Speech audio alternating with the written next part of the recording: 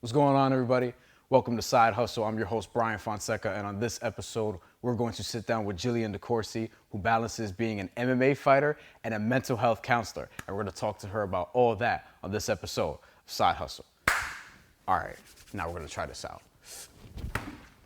How was that? Not bad.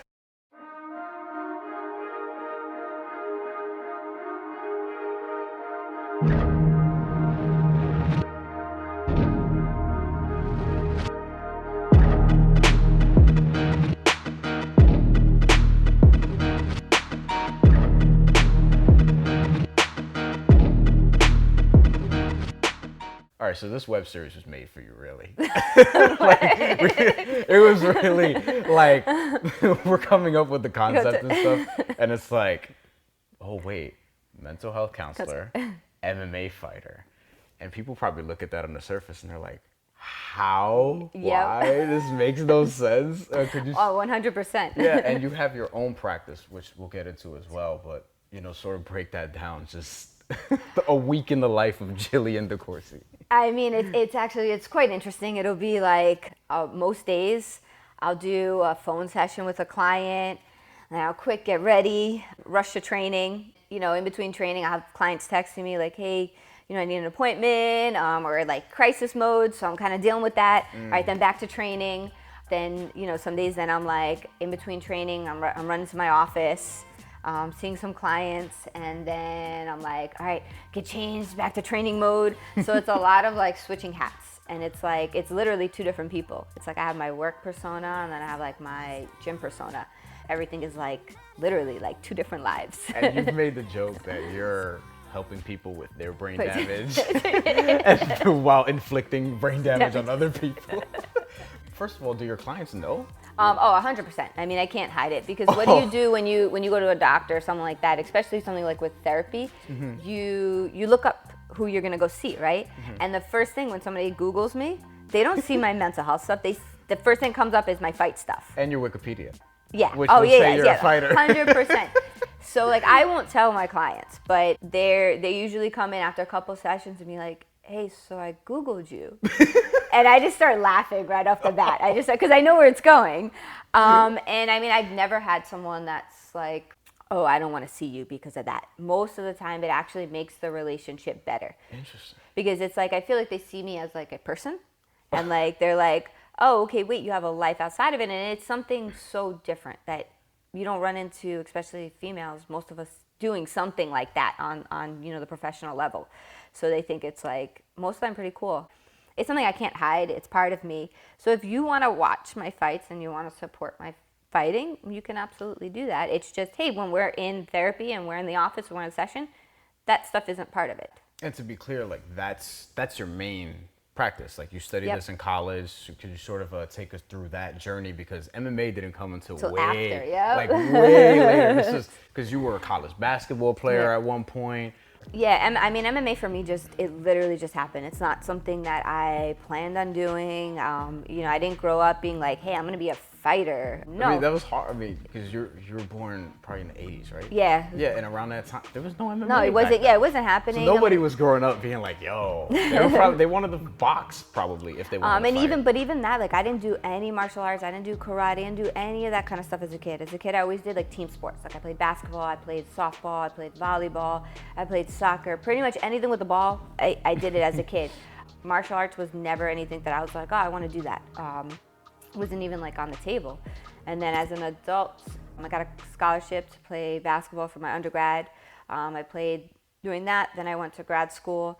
And during grad school, that's when it was like, hey, I need something else to do. I was playing like on, you know, club teams, like in the city and having basketball games and things like that. But it like wasn't enough. And then I started doing Muay Thai and Jiu-Jitsu.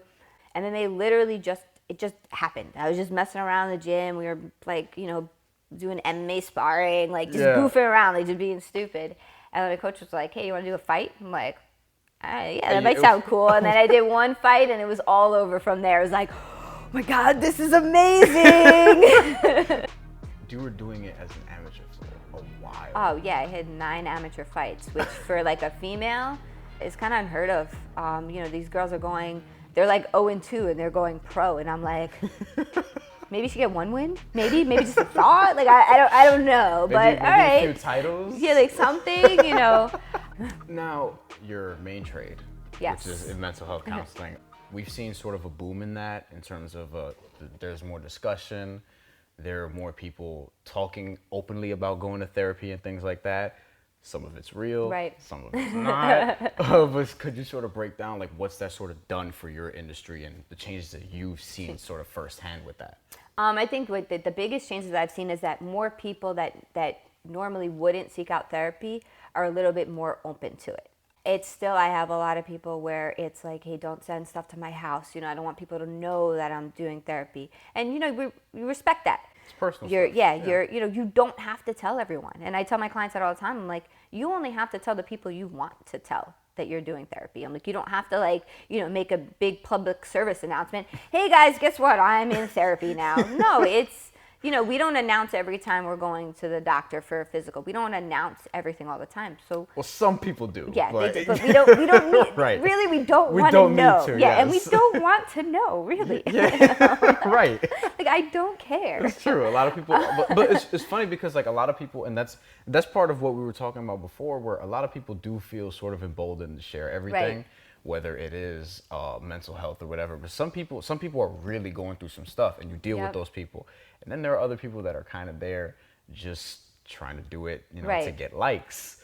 And unfortunately, that's sort of the case. Do you see that a lot? Absolutely. I see it a lot with like some of my teenage population now. I've seen a change in that where I have kids that are legitimately suffering from stuff, and, you know, absolutely they need to be in therapy. And then I have, you know, a small group where it's, hey, all my friends are in therapy, I should be in therapy too. You know, depending on where kids are living and where they're growing up, if therapy is like something that everyone does, like the family does, everybody's in therapy, you're going to see that more. Then you might be in a different area and therapy is taboo and like we don't talk about it. So you're not going to see those kids. Those kids are more seeking therapy when it's like, hey, yeah, you know what? You know, it's either court mandated or like, it's like, yeah, there's no other choice. The school's forcing it. Then you see it. But those aren't the ones that are talking about it. They're like, I'm in therapy.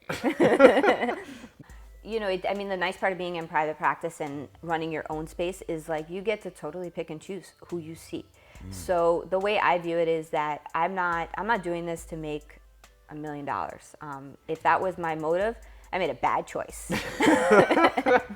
But you know, my main motive is to help people. Yeah. So if I find that it's like somebody that's just coming in and they're really not invested and they really don't want a change, I outright tell them like, hey, why are you coming here? Are you coming here, if it's a teenager, are you coming here just because your parents are making you come here? If it's an adult, I'm like, why are you coming here? And like, you've done that before. Yeah, absolutely. And I've actually, you know, through that process, weeded out some clients where I'm like, you know what? Hey, when you're ready and you actually want to put things into practice and make changes and, you know, things that we talk about that you're going to actively try, because not everything's going to be successful, right? But you know when someone's trying. Yeah. And then when someone's just coming just because, hey, they're going through the motions. After a certain point, if you're just going through the motions, the way I view it, I'm like, you're taking that time slot that I have, that someone else that maybe is really ready to change and really needs it, you know, could utilize that. And, you know, I've had that conversation with clients before. And a lot of times just having that conversation with them and being like, hey, why are you here? You have to take responsibility. Yeah. And I've told clients too that, hey, I can't put in more work than you, right? Right. If I feel like I'm working harder than you're working, something's wrong. Why was it so important for you to start your own practice? Yeah, so that's a really good question. I mean, I started a lot in, you know, I worked in the hospital, I worked in juvenile detentions, I worked in a lot of like facility type places. And then while my last place that I was out of juvenile detention for, you know, I mainly worked with the girls there, teenagers. And then while I was doing that, I started doing private practice. I worked under someone else's group practice where I would come in, you know, they had the clients, they had the space, and, you know, I did my thing there. But when you're working within facilities, you're working at someone else's space, you have to abide by like their rules, right? And within hospitals and detention centers and pretty much like any like mental health facility type place, there's quotas, right? There's things that we need to do, there's things, and what I found is that there was so much emphasis put on like paperwork, right? Oh, I need this document, I need this, I need that. Where I'm like, well, wait, what's our role here? Is my role here to write papers, or is my role here to help? And within those structures, you know, you have to abide by the structures.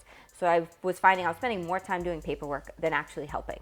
But when you're working in someone else's space, it's, you know, you can't set it up the way you want. And there was a lot of things that I learned from being there, of like how not to run a business and how not to run not even just a business, how not to run a mental health facility. Because when people walk through the door, when they call you, they're at a very vulnerable place. Yeah. So you need to respect that. And the courage that it takes to pick up the phone call or just pick up and be like, hey, I need help, is huge. So for me, I was like, I didn't like how things were being handled. And I was like, you know what? If they can do it, I can do it too. And a space kind of popped up and I was like, this is perfect. And it was just like, I didn't have anything set up. I didn't have anything. I was just like, I'm going to do it. Yeah. So I went, got the space, and then it was like, oh wait, like I have like a lot of stuff I have to figure out. But it all like worked out. It all came together, and now I'm like a year and like 4 months in, and yeah, it's going well. It's kind of like similar to just, I don't want to say other businesses, but other small businesses where you've gone to a place and you've learned how and you things learn like work, what not to do. and you're like, I don't want to do this. I don't want to abide by this structure. I kind of just want to take this information and apply it to my own thing. Right. You know, and that's sort of empowering in a way, I would say. Yeah, 100%. And I mean, you know, because when I was at my old space, a lot of my clients were, they were having issues with the facility and the way things were running, and it was affecting their mental health. And I'm like, this is not okay. You're coming here to get better. It shouldn't be making you worse. It shouldn't be stressing you out. And most of them actually did when I moved and opened my own place, even though it was like 20-30 minute drive for them to get there, most of them came over with me. So I was like, okay, this speaks to that I'm actually providing good care then.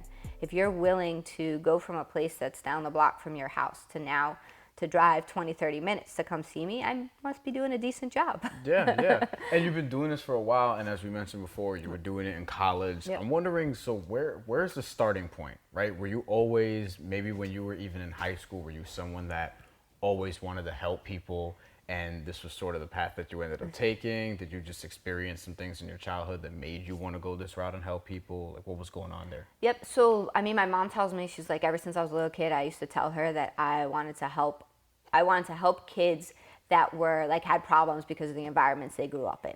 I used to tell her that I used to call it like environmental psychology, like, and that was like my description of like, you know, getting, you know, having issues because of the environment that you're just subjected to.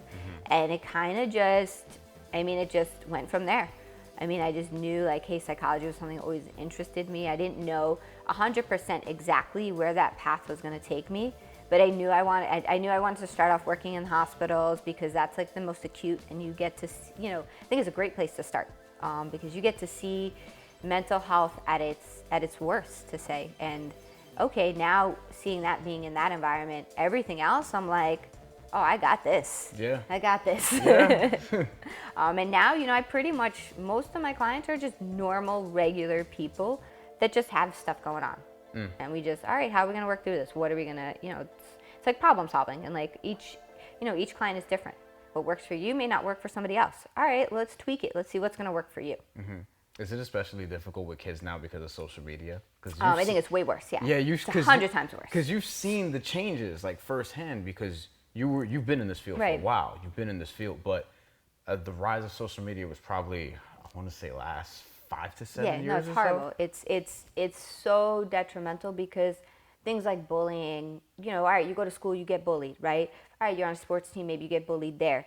But then when you leave, you got to leave it. Now you never get away. And then plus, what happens if you're the kid that doesn't really have a lot of friends, right? You go on social media, you see what everybody else is doing, and meanwhile you're at home and nobody wants to hang out with you. Before, you may know this stuff is happening. Now it's like, proof, here you go, it's happening. And what do people post on social media? And I mean, it affects adults too. Yeah. Because nobody posts, well, some people do, but for the majority, like when you're posting family pictures, you're posting, hanging out with your friends. It's all the fun stuff, right? Yeah. You never post like the drama, the nonsense stuff. Yeah. Like the pictures and stuff are always mostly like, oh, look how great my life is, which that's not real life. But you know, when you're in a bad place, seeing that, it makes things worse. Wow, that's. Take a step back from that one. You have a fight week, right? And you have a fight coming up. Right.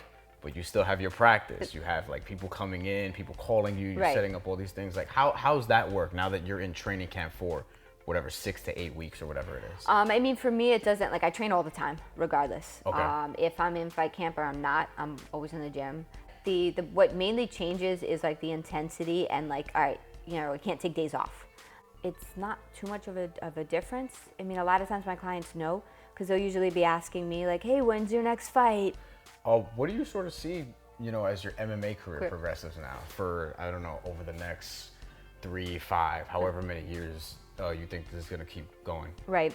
I mean, really, it's just for me, for MMA wise, it's like I just want to keep doing it as long as I can and as long as I'm enjoying it, because it's all about like having fun and enjoying it. And right now, I'm having a blast, and so it's like as long as I'm enjoying it, I'm gonna keep doing it. Once it's where like, hey, this isn't fun anymore, then it's like that's when you got to take a look back and like, hey, what's my motives? Why am I doing this? Yeah, and you're going to continue to balance it both, Right. obviously. Yeah, Right. absolutely. You know, once I'm done fighting, then that's, you know, then I'm gonna, you know, I'm still gonna always train. I'm still gonna always be in the gym and be, you know, involved in different ways. But as roles change, then, you know, I focus. All right, let me build up my practice a little bit more.